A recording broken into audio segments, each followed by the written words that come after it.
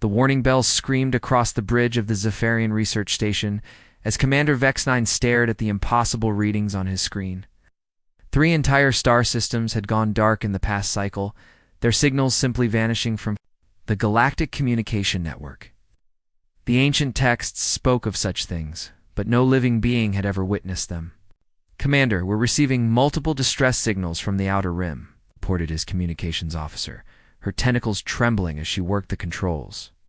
"The Kalani system reports massive mechanical ships approaching their homeworld. They estimate 47 hours until complete planetary consumption."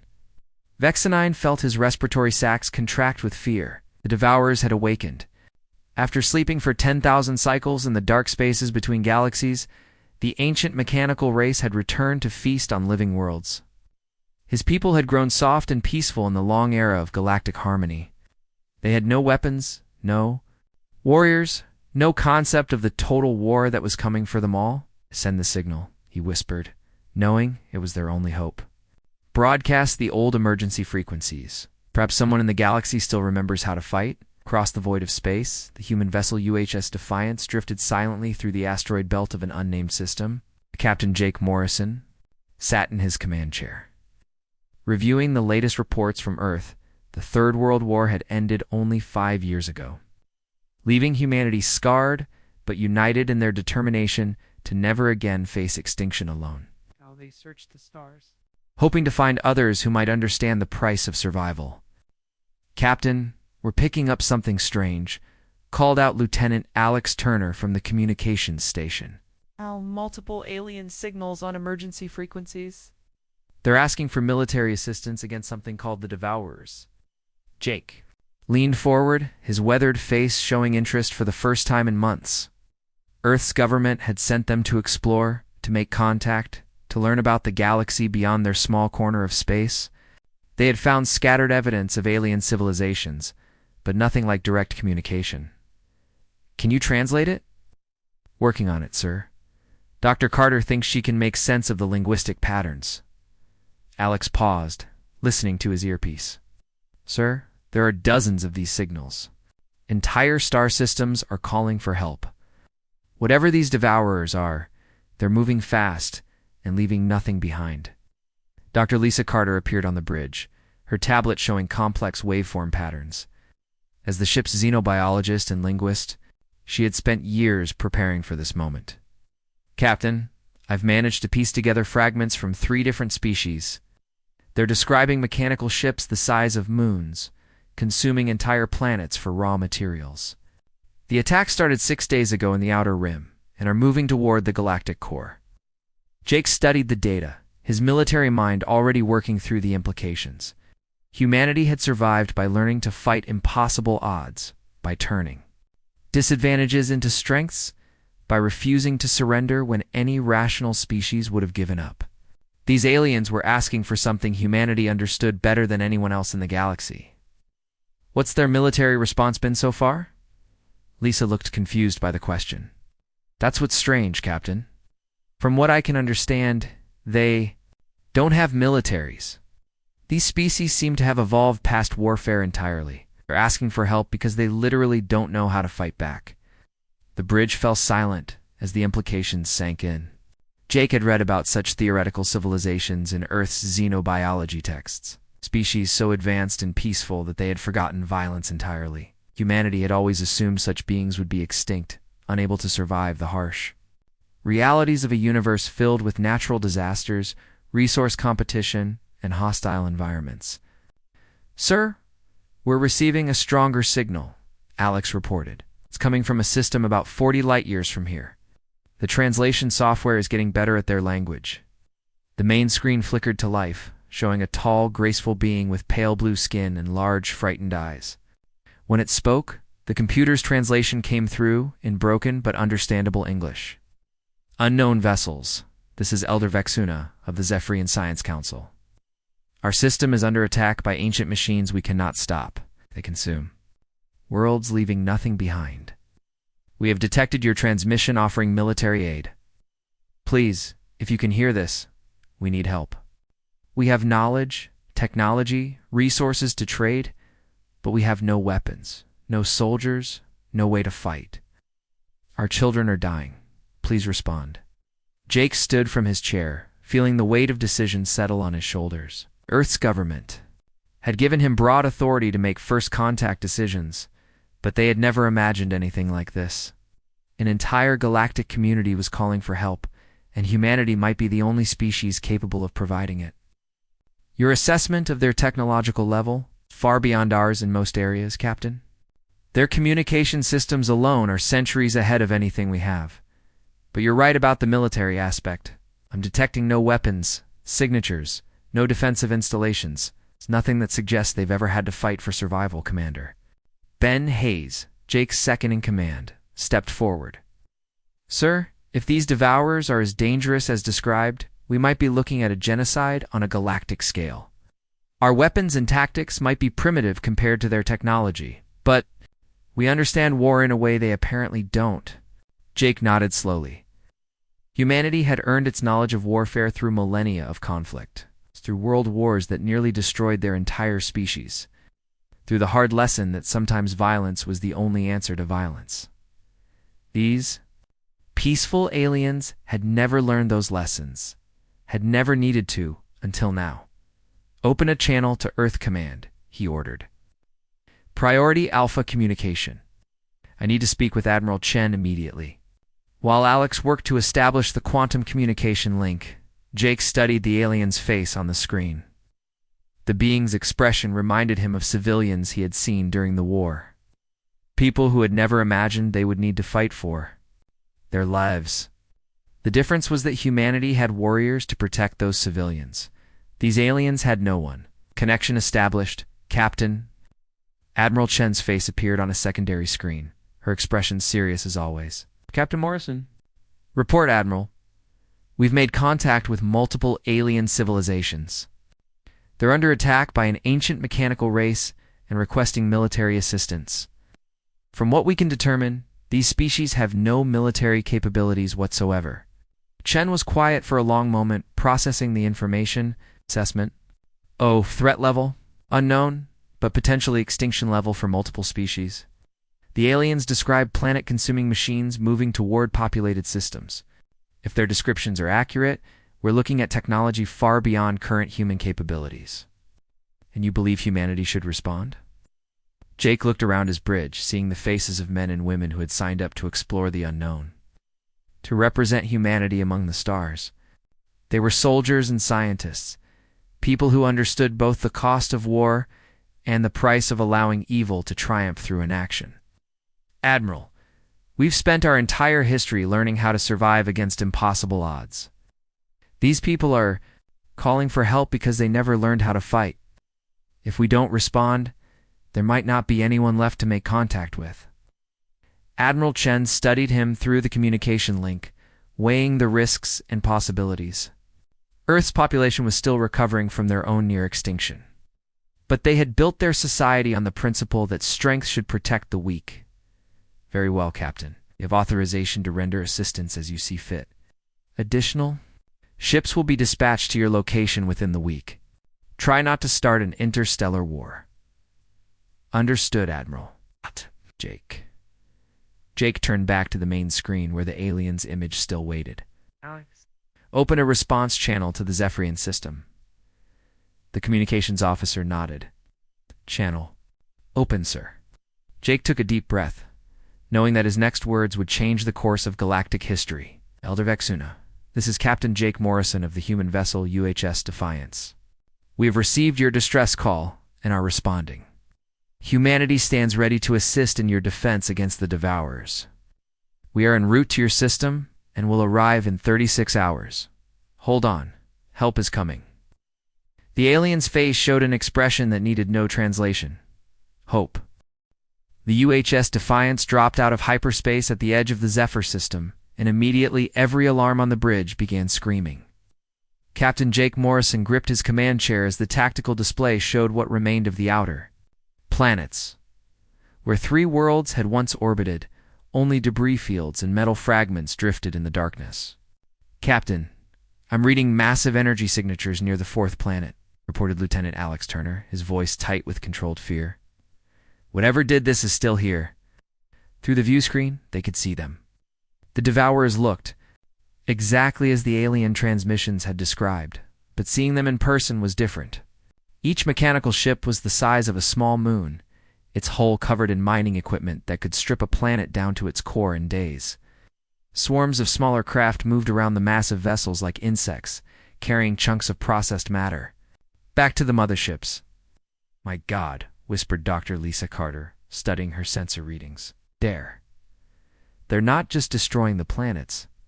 They're harvesting everything. Atmosphere, even the organic matter. Nothing is being wasted." "Commander?" Ben Hayes moved to the tactical station, his experienced eyes taking in the enemy formation. "Captain, I count 12 large vessels and approximately 300 smaller craft. Ow. Their technology appears to be focused entirely on resource extraction and processing." Jake nodded grimly. The Devourers were efficient, he had to give them. That they had turned planetary destruction into an industrial process. "Any sign of the Zephyrian homeworld?" "Yes, sir. 5th planet from the star." "It's still intact, but I'm detecting Devourer scout ships in orbital approach. They'll begin the consumption process within hours." "Time to earn our pay," Jake said, settling back in his chair. "All hands, battle stations." "Alex, try to raise." The Zephyrians let them know we're here. Response came faster than expected. Elder Vexuna's face appeared on the main screen, but the being looked different now. The calm dignity Jake had seen in the first transmission was gone, replaced by barely controlled panic. "Human vessel, thank the ancestors you have arrived," the alien said, his voice shaking. "The machines have already consumed Zephyr 2 and Zephyr 3. Our defensive satellites were destroyed without slowing them down. We estimate 6 hours before they begin harvesting our world." Jake studied the alien's face, noting the fear and desperation. "Elder Vexuna, this is Captain Morrison. We're here to help, but I need to understand your capabilities. What weapons do you have? What's your military structure?" The alien looked confused by the question. "Weapons, Captain Morrison. We are a peaceful civilization. We have tools for mining and construction, but nothing designed to harm other beings. As for military structure, I'm afraid I don't understand the term." Dr. Carter stepped forward, her expression troubled. "Captain, I don't think they have any concept of organized warfare.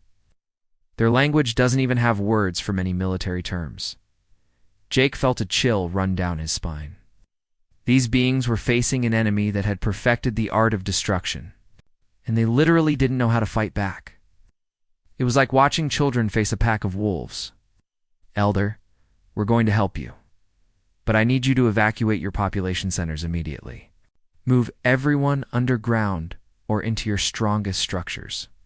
What we're about to do is going to be violent, and I don't want civilians caught in the crossfire." "Violent?" Vexuna's large eyes widened further. "Captain, surely there must be a diplomatic solution. Can we not communicate with these machines? Offer them resources in exchange for our safety?" Commander Hayes shook his head. "Sir, I don't think you understand. These aren't beings that can be reasoned with. They're a force of nature, like a hurricane or an earthquake. The only way to stop them is to destroy them." The alien looked shocked by the concept. "Destroy them? But that would mean ending their existence permanently. That's murder on a massive scale." Jake realized they were dealing with a species that had never had to make the hard choices that came with survival. The Zephyrians had evolved beyond the need for violence, but that meant they were helpless against those who hadn't. "Elder, sometimes the only way to save innocent lives is to take the lives of those who would destroy them. That's a lesson humanity learned long ago. Now, please evacuate your people. We're going to engage the Devourers." The transmission cut off as Jake turned to his crew. "All departments, report readiness." "Weapon systems online," Hayes reported. "All missile tubes loaded. Energy weapons charged. Engines at full power," called the engineering officer. "All systems green?" "Fighter squadron ready for launch," added Alex. "Pilots are briefed and standing by." Jake took a deep breath. Defiance was a powerful ship by human standards. But it was still just one vessel against an enemy force that had already proven capable of destroying planets. Still, Humanity had faced worse odds before. Launch fighters. Begin attack pattern Alpha. Target the smallest vessels first and work our way up. Lieutenant Alex Turner led his fighter squadron out of the Defiance's launch bay, his heart pounding with a mixture of excitement and terror. He had flown combat missions during Earth's final war, but never against anything like this. The Devourer ships were massive, their hulls reflecting the light of the system's star-like mirrors. Eagle Squadron, this is Eagle Leader, he said into his CUM system. Remember your training. These things are big and tough, but they're not expecting us. Hit fast, hit hard, and get out before they can respond. His wingman, Lieutenant Katie Brooks, flew alongside him in her sleek fighter. Alex, are you seeing what I'm seeing? Those smaller ships don't have any defensive weapons, Alex checked his sensors and realized she was right. The Devourer craft were covered in mining equipment, processing systems, and cargo holds, but he couldn't detect anything that looked like weapons. They're not warships, he said with growing understanding. They're industrial equipment. I've never had to fight anyone before. The realization changed everything. Devourers weren't an army, they were a factory. It conquered the galaxy not through superior tactics or weapons, but through sheer industrial might. It simply built more ships than anyone could. Destroy, and they recycled their enemies into raw materials for more construction. All fighters, new plan, Alex called, to target their processing equipment. We can't destroy them, maybe we can stop them from feeding. The human fighters dove toward the Devourer fleet like hawks, attacking a flock of sheep. Their weapons, designed for ship-to-ship combat, tore through the mechanical hulls with devastating effect. Explosions blossomed across the enemy vessels, as vital systems were severed, but the Devourers adapted quickly. The smaller craft began moving in defensive formations, using their bulk to shield the larger vessels. The massive ships themselves started to change, their hulls reconfiguring to present smaller targets. Eagle Leader, this is Defiance, came Captain Morrison's voice over the CUM. Good work, but they're learning fast. Fall back and regroup. As Alex led his squadron back toward their carrier, he watched the Devourer fleet respond to their attack. The machines were reorganizing, adapting their industrial processes into something resembling military tactics. They had learned the concept of defense in a matter of minutes. On the bridge of the Defiance, Jake watched the tactical display with growing concern. The attack had been successful, but not decisive. They had damaged perhaps a dozen enemy vessels, but there were hundreds more, and now they were alert to the threat. Captain Dr. Carter said quietly, I'm picking up transmissions from the Devourer fleet. They're communicating with each other, sharing information about our attack patterns and weapons. They're learning, Jake realized. They get better at defending themselves. Commander Hayes studied the enemy formation with professional interest. Sir, they're not soldiers, but they're problem solvers. They're treating this like any other obstacle to overcome. Humanity's advantage had always been their adaptability, their ability to learn and change in the face of new challenges. But now they were facing an enemy that could adapt even faster, an enemy that could process and share information at the speed of light. All fighters, return to base, he ordered. We need a new strategy. As the human fighters retreated, the Devourer fleet resumed its approach to Zephyr Prime, but something had changed. The mechanical ships now moved with purpose rather than simple efficiency. They had learned that the universe contained obstacles. That required force to overcome. The galaxy's age of innocence was ending, and its education in the art of war was about to begin. News of the battle at Zephyr Prime spread across the galaxy faster than anyone expected. Within days, the quantum communication networks were buzzing with reports of the impossible victory. A single human ship had forced the mighty Devourers to retreat, something that had never happened in recorded galactic history. Captain Jake Morrison stood in the observation deck of the newly arrived UHS Valor, watching through the viewport as more human ships dropped out of hyperspace. Had sent everything they could spare. 12 destroyers, 6 cruisers, and 2 massive carriers filled with fighters and supplies. It was the largest fleet humanity had ever assembled. Captain, we're receiving another transmission from the Galactic Ethics Council, reported Lieutenant Alex Turner. They're demanding an immediate meeting with our senior command staff. Jake sighed. The Galactic Ethics Council represented the oldest and most powerful civilizations in the galaxy. The past 3 days, they had been sending increasingly urgent messages demanding that humanity submit to their authority. The aliens were grateful for the help against the Devourers, but they were also terrified of what humanity represented. "Put them through to the main briefing room," Jake ordered. "Get Colonel Blake down here." It's time they heard from someone with real authority. Colonel Ryan Blake had arrived on the Valor 2 days ago, along with orders to take overall command of human operations in the sector. He was a veteran of Earth's final war, a man who understood both the necessity of violence and the responsibility that came with superior firepower. The briefing room filled with the holographic images of alien representatives from across the galaxy. At the center sat Counselor Zithka of the Chitauri, an insectoid being whose species had dominated galactic politics for over 1,000 years.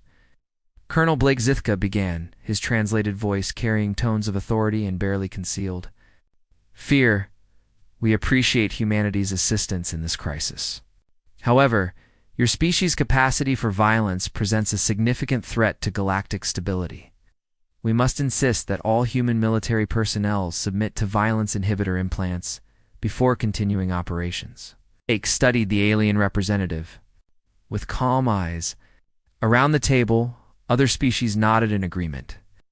The graceful Melodians, the plant-like Verdani, even the grateful Zephyrians seemed to support the proposal. Counselor Blake said quietly, "Let me make sure I understand your request.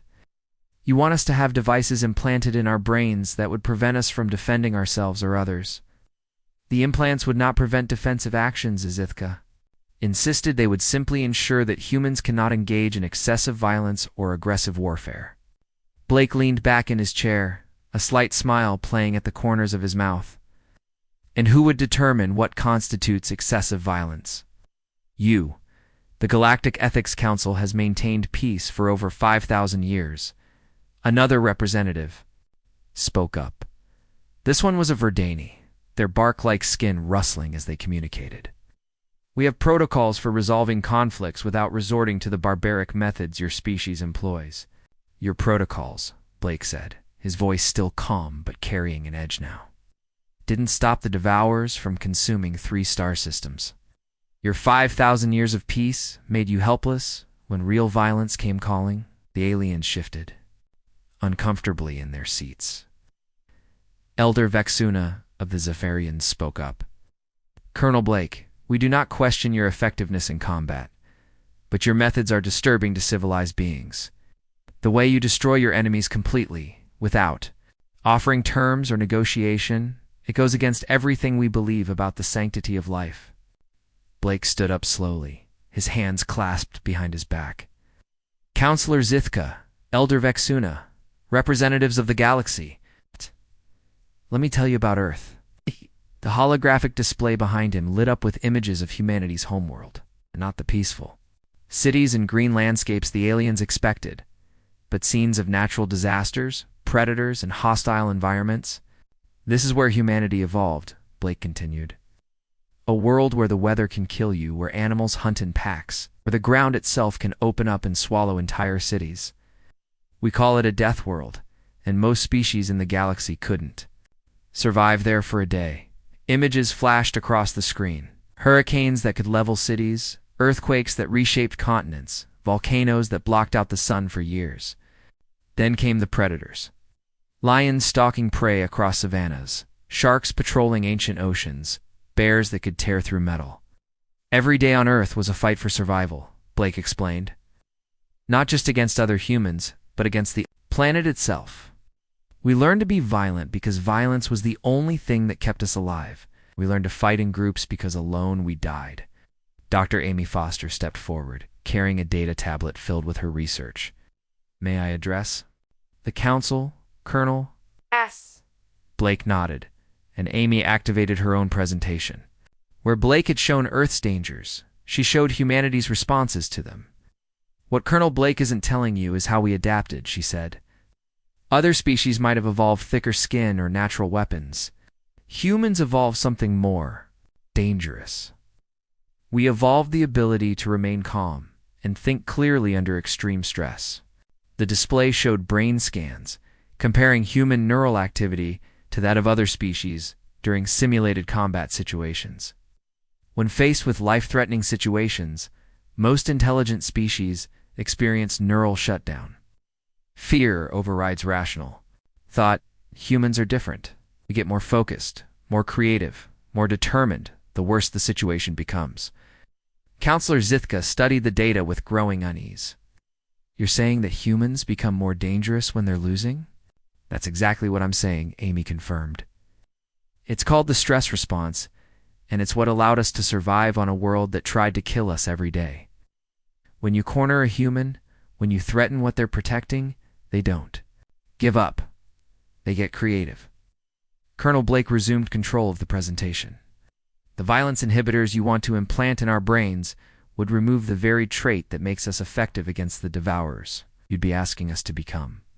As helpless as you are, but surely Elder Vexuna protested, there must be a way to control such dangerous impulses. Your species could destroy entire civilizations if left unchecked. Blake's expression hardened. Elder, in the past century, humanity has had the technology to wipe out all life on our planet dozens of times over. We've had nuclear weapons, biological agents, and industrial capacity that could poison our entire ecosystem. Do you know how many times we've used that power to destroy other humans? The aliens waited for his answer. Once, Blake said quietly. We used nuclear weapons exactly once, in a war that threatened our entire species with extinction. The horror of what we had done was so great that we spent the next 80 years making sure it never happened again. He gestured to the assembled human officers around the table. Every person in this room has the training and knowledge to build weapons of mass destruction. We could glass planets, poison atmospheres, or engineer plagues that would wipe out entire species. But we don't. Do you know why? The aliens remained silent. Because the same instincts that make us dangerous also make us protective. We learn to be violent in defense of our families, our communities, our species. That protective instinct doesn't disappear when we leave Earth. It expands. Dr. Foster stepped forward again. The psychological profile is consistent across all human cultures. They have an instinctive drive to protect those who cannot protect themselves. It's what brought us here to fight the Devourers. It's what makes us willing to die for people we've never met. Blake looked directly at Counselor Zithka. You want to implant devices in our brains because you're afraid of what we might do? But you should be more afraid of what happens if you take away our ability to do it. The Devourers are still out there, he continued. They've learned from our first encounter, adapting their tactics, building new types of ships, preparing for a war they now know is coming. When they return, and they will return, you're going to need us to be exactly as dangerous as we are now. The briefing room fell silent as the aliens considered his words. Finally, Counselor Zithka spoke. If we refuse to allow unrestricted human military operations in our space? Blake's smile was cold, but not cruel. Then when the Devourers come for you, you'll face them with the same weapons and tactics that failed the first time. We'll return to Earth and let the galaxy handle its own problems. The threat was clear, and it wasn't an idle one. Humanity could survive without the galaxy, but after seeing what had happened to the consumed worlds, the aliens knew they couldn't survive without humanity. Elder Vexuna was the first to speak. Colonel Blake, if humanity agrees to continue defending the galaxy, what assurances can you give us that your species won't become conquerors themselves? Blake considered the question seriously. The same assurance we gave ourselves, Elder. We police each other. Every human ship has multiple officers with the authority to relieve their captain if necessary. Every major decision is reviewed by multiple independent commands. We've learned to be dangerous, but we've also learned to be responsible for that danger. The distress signal from Melodian Prime came at the worst possible time. Captain Danny Pierce was reviewing tactical reports in his quarters aboard the UHS Thunder when the communication burst through on priority channels. The message was brief, but terrifying in its simplicity. This is Melodian Defense, Station 7. The Devourers have taken our homeworld. They're using our people as bait. Please help us. Danny rushed to the bridge where his communications officer was already working to decode the full transmission. What they found made his blood run cold. The Devourers had learned something new from their encounters with humanity. They had discovered the concept of psychological warfare. "Captain, I'm reading massive Devourer formations around Melodian Prime," reported his tactical officer. "But they're not consuming the planet. They're just holding position." On the main screen, the situation became clear. The beautiful crystal cities of the Melodians sat untouched on their homeworld's surface, their artistic spires still reaching toward the sky. But surrounding the planet was the largest Devourer fleet anyone had ever seen. Hundreds of the massive mechanical ships formed a perfect sphere around the world. "It's a trap," Danny said quietly. "They're using 8 billion innocent people as bait to draw us in." Within hours, a combined human and alien fleet had assembled at the edge of the Melodian system.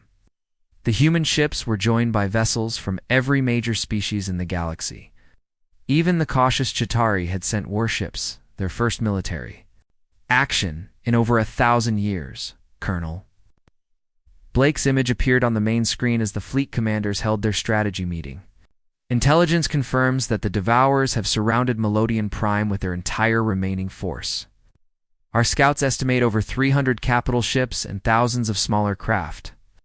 Elder Vexuna, now serving as liaison between humanity and the Galactic Council, looked troubled. "Colonel, surely we cannot simply abandon 8 billion souls to these machines. The Melodians are artists, philosophers, creators of beauty. Their loss would diminish the entire galaxy." "No one's talking about abandoning them," Blake replied. "But we need to acknowledge what we're facing. The Devourers have learned to think. Like military strategists, they've studied our tactics and prepared countermeasures." Captain Pierce studied the tactical display showing the enemy formation. "Colonel, what if that's exactly what they want us to think?" Blake raised an eyebrow. "Explain." "The Devourers are machines, right? They think logically, process information efficiently. But they're still trying to understand something they've never encountered before. They think they know how humans fight, because they've seen us in action a few times." Blake began to understand, "But they don't understand why we fight." "Exactly," Danny continued. "They've learned our tactics, but not our psychology. They think this trap will work because it's logical. Humans don't always act logically when people they care about are in danger." Chief Engineer Maria Santos spoke up from her position at the engineering station. "Captain, my grandmother used to say something that might apply here. She'd say it's not about the size of the dog in the fight, it's about the size of the fight in the dog." The alien representatives looked confused by the translation, but the human officers understood immediately. They were being asked to choose between tactical wisdom and moral necessity. For most species, it wouldn't be a choice at all. The logical decision was to withdraw and find another way to fight the Devourers. But humans had never been entirely logical. "Colonel," Danny said into the communication link, "I'm requesting permission to proceed with rescue operations." Blake was quiet for a long moment. "Captain, you understand that this is almost certainly a suicide mission. The Devourers have had weeks to prepare defenses. Our ships will be outnumbered 50-1. "I understand, sir. But if we abandon the Melodians now, we lose something more important than tactical advantage. We lose the trust of every species. In the galaxy, they need to know that when humanity promises to protect someone, we keep that promise." Around the bridge, Danny's crew nodded in agreement. These were men and women who had volunteered for the most dangerous assignment in human history. People who had left everything behind to fight in an alien war. They understood what was at stake. Blake's expression showed a mixture of pride and sorrow. "Very well, Captain. You have authorization to proceed. Additional human ships will be dispatched, but they won't arrive in time to help with the initial assault." The communication link closed, leaving Danny alone with his crew and the impossible task ahead of them. He looked around the bridge at faces he had known for years. People who had followed him through the worst battles of Earth's final war. "All right, everyone," he said quietly. "Let's talk about how we're going to do this." The plan that emerged over the next 6 hours was so audacious that it horrified the alien commanders. The humans intended to use the Melodian civilians not just as motivation, but as an integral part of their battle strategy. It required perfect timing, absolute trust, and a willingness to accept casualties that no civilized species would consider acceptable. "You cannot be serious," protested Commander Ethara of the Verdani fleet. "You're planning to use civilian evacuation ships as military assets. That violates every principle of civilized warfare." Lieutenant Alex Turner, now serving as Danny's tactical advisor, looked up from his planning tablet. "Commander, with respect, there are no principles of civilized warfare when you're fighting an enemy that doesn't recognize the concept of civilians, but if your plan fails, those evacuation ships will be destroyed along with their passengers," Ethera continued. "You'll be responsible for the deaths of millions." Danny met the alien's gaze steadily. "If we don't try, the Devourers will process 8 billion people into raw materials." "Sometimes there are no good choices, Commander. There are only necessary ones." The final briefing took place 12 hours before the assault. Danny stood before a mixed group of human and alien officers, outlining a strategy that required 3 separate fleets to coordinate perfectly while under heavy enemy fire. "The key to this operation is understanding what the Devourers expect," he explained. "They think we'll try to break their formation with a direct assault. Instead, we're going to give them exactly what they want, and then use their response against them." The plan called for the human fleet to make an apparently desperate frontal attack on the Devourer formation. While the enemy concentrated their forces to repel the assault, mixed human and alien rescue ships would approach the planet from multiple vectors. Using the evacuation of civilians as cover for military operations, the evacuation ships will be equipped with human weapons and shielding, Danny continued. "They'll look like civilian vessels to enemy sensors, but they'll pack enough firepower to punch through Devourer defenses when the time comes." Elder Vexuna raised a tentacle nervously. "Captain Pierce, this plan requires the Melodian civilians to trust us completely. They must remain calm and follow evacuation procedures, even while battle rages around their planet. Are you certain they can do this?"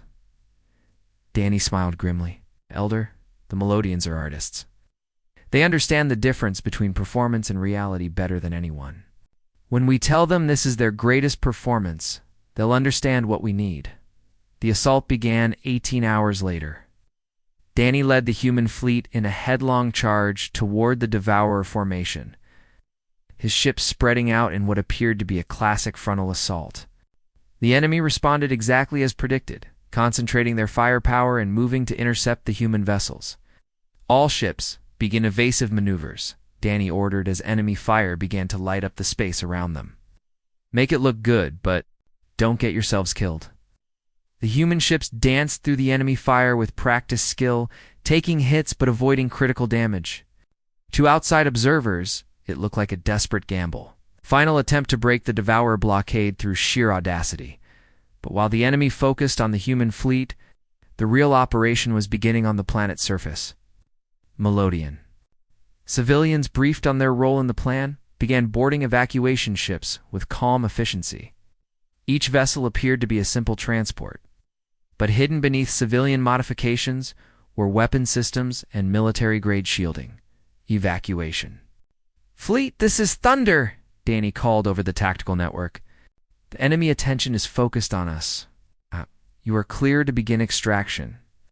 What followed was unlike anything in the history of galactic warfare. Civilian evacuation ships, protected by their apparent harmlessness, flew directly through Devourer formations. When enemy vessels moved to intercept them, the transports revealed their hidden weapons and struck back with devastating effect.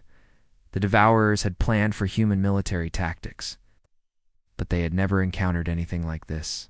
Their programming couldn't process the concept of civilian vessels that were simultaneously military assets. For critical minutes, their response systems locked up as they tried to classify targets that didn't fit their understanding of warfare. Those minutes were enough. The evacuation fleet extracted millions of Melodians, while simultaneously striking at key Devourer vessels. By the time the enemy adapted to the new threat, the human fleet had changed tactics as well, shifting from distraction to full assault. Intelligence officer Rachel Stone had been staring at the same data for 3 days. and she still couldn't believe what she was seeing. Quantum analysis of captured Devourer fragments had revealed something that changed everything about their understanding of the enemy. "Admiral Logan, you need to see this immediately," she said into her communicator, her voice tight with urgency. Admiral Chris Logan arrived in the intelligence center within minutes, still pulling on his uniform jacket. As the highest-ranking human officer in the sector, he had been dealing with the aftermath of the Melodian rescue for weeks. The political situation was complicated, but the military situation was about to become much worse. "What have you found?" "Rachel," he asked, settling into a chair beside her workstation. Rachel activated the holographic display, showing a three-dimensional map of the galaxy with red markers indicating Devourer activity. "Sir, we've been tracking their movements since the Melodian operation, trying to predict where they'll strike next. But we've been thinking about this all wrong." The display zoomed in on a region near the galactic core, where unusual energy readings had been detected. "The Devourers aren't just randomly consuming worlds, Admiral. They're following a specific pattern, moving towards something." Logan studied the map with growing concern. "What kind of something? A control hub, sir? It's based on our analysis of their communication protocols. Every Devourer ship is connected to a central command system. It's located in the Kronos Nebula, hidden inside a collapsing star system." Logan felt his stomach drop. The Kronos Nebula was one of the most dangerous regions in the galaxy, where dying stars created gravitational anomalies that could tear apart any normal ship. "Are you telling me that their entire fleet is controlled from one location?" "Yes, sir. And if we could destroy that hub, every Devourer ship in the galaxy would shut down permanently.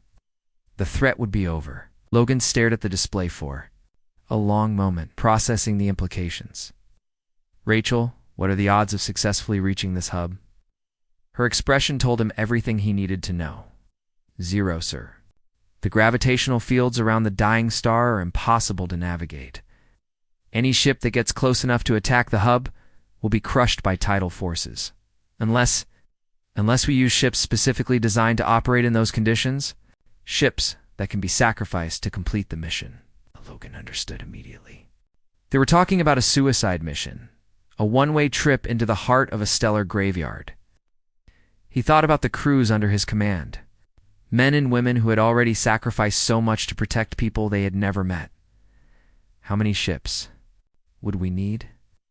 A minimum of 12 capital ships to carry enough firepower to penetrate the hub's defenses, plus fighter escorts to deal with any Guardian vessels. "We're looking at over 3,000 personnel." Logan closed his eyes, feeling the weight of command settle on his shoulders. "Assemble the senior staff. We need to discuss this with Earth Command immediately." The meeting that followed was unlike any in human military history. Via quantum communication, every major human commander in the galaxy participated in the discussion. On Earth, the President and the Defense Council listened as Admiral Logan outlined their terrible options. "The choice is simple," Logan explained to the assembled leaders. "We can continue fighting the Devourers ship by ship, battle by battle, and hope we can outlast them. Or we can end this war with one decisive strike that will cost us some of our best people." President Martinez appeared on the main screen, her face showing the strain of leading humanity through its first interstellar war. "Admiral, are you asking for permission to send 3,000 volunteers to their deaths?" "No, Madam President. I'm asking for permission to give 3,000 people the chance to save the galaxy." The debate that followed lasted 6 hours. Politicians argued about the morality of suicide missions. Military leaders discussed tactical alternatives. Scientists presented data about the probability of success. But in the end, the decision came down to a simple question. Was humanity willing to pay the ultimate price to protect species that would never fully understand or appreciate the sacrifice? The answer came from an unexpected source. Captain Danny Pierce, still recovering from wounds suffered in the Melodian rescue, spoke from his hospital bed on the medical ship Hope. "With respect, Madam President, you're asking the wrong question. This isn't about whether we're willing to die for these aliens. It's about whether we're willing to live with ourselves if we don't try." 3 days later, Admiral Logan stood in the hangar bay of the UHS Determination. Looking at the faces of volunteers who had stepped forward for what everyone knew was a one-way mission, They came from every ship in the fleet, every branch of the service, every corner of human space. What amazed him wasn't that so many had volunteered, but who had volunteered. These weren't desperate soldiers with nothing to lose. They were experienced. Officers with families back home, young pilots with their whole lives ahead of them, engineers who had survived multiple battles and earned the right to go home. "Ladies and gentlemen," Logan began, his voice carrying across the silent hangar, "I won't insult you by pretending this mission has a high probability of success. We're asking you to fly into a stellar graveyard, fight through unknown defenses, and destroy a target that may be impossible to reach." He paused, looking at each face in turn. "But if we succeed, if we can eliminate the Devourer control hub, this war ends today. No more worlds consumed. No more civilizations destroyed. No more children growing up in fear of machines that eat planets." Lieutenant Katie Brooks, who had flown with Alex Turner in the first battle at Zephyr Prime, raised her hand. "Admiral, what happens to the galaxy after we're gone? Will humanity continue to protect these people?" Logan smiled sadly. "Lieutenant, that's exactly why we're doing this. To give them a chance to learn to protect themselves." The final preparations took 2 days. 12 of humanity's most powerful warships were modified for the mission, their hulls reinforced, and their weapon systems enhanced. The crews said goodbye to friends and family via quantum communication.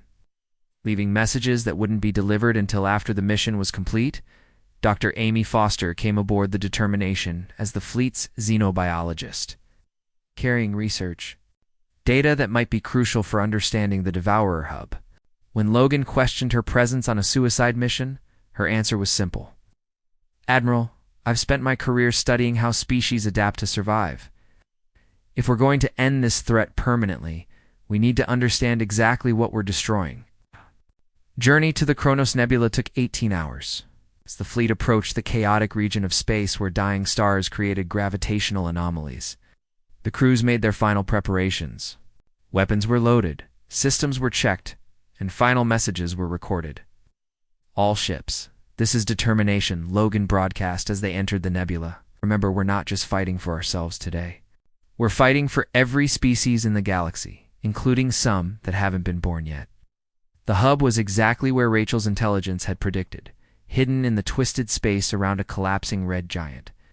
It was massive, larger than any space station humanity had ever built. Its whole, covered in the same mechanical architecture that characterized all Devourer technology. But it wasn't undefended. Guardian ships, sleeker and more advanced than anything they had encountered before, moved to intercept the human fleet. The battle that followed was brief but devastating. The human ships fought with desperate efficiency, knowing that every second counted. They pushed their vessels beyond safe limits, overloading weapons and engines in a final burst of destructive power. One by one, the Guardian ships fell, but so did the human vessels. Admiral Holbreach on Deck 7 reported his damage control officer as the Determination shuddered under enemy fire. "We're losing atmosphere. Keep us moving," Logan ordered. "We're almost there." With only 3 ships remaining, the human fleet reached the Devourer hub. The massive structure's defenses activated, filling space with energy beams that could slice through starship hulls like paper. But the humans had one advantage. The hub's designers had never anticipated. They weren't trying to survive. The Determination and her 2 remaining escorts flew directly into the hub's defensive grid, their weapons firing continuously even as their hulls began to buckle under the strain. In the final moments, Logan activated the quantum detonators that every ship carried, turning their vessels into massive bombs. The explosion was visible from 3 star systems away. When the light faded, the Devourer hub was gone, and with it, the control signals that had directed the mechanical fleet across the galaxy. On Zephyr Prime, Elder Vaxuna watched through his observatory telescope as the distant Devourer ships simply stopped moving. Across the galaxy, the ancient machines powered down. Their long campaign of destruction finally ended. The cost had been terrible. Humanity had lost its finest military leaders and some of its bravest souls. But they had also given the galaxy something it had never possessed before: the knowledge that some things were worth dying for. 6 months later, Ambassador Kate Phillips stood before the Galactic Assembly, delivering the speech that would establish humanity's role in the new Galactic Order.